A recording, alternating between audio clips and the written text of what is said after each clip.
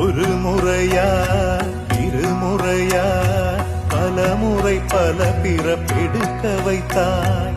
புதுவினையா பழவினையா கணம் கணம் தினம் என்னை துடிக்க வைத்தாய். பொருளுக்கு அலைந்திடும் பொருளற்ற வாழ்க்கையும் துரத்துதே. உன் அருள் அருள் அருள் என்று அலைகின்ற மனம் இன்று பிதற்றுதே. அருள் விழியால் நோக்குவாய், மலர்பதத்தால் தாங்குவாய். உன் திருக்கரம் என்னை அரவணைக்குனதருள் பெற பிச்சை பாத்திரம் ஏந்தி வந்தேன்.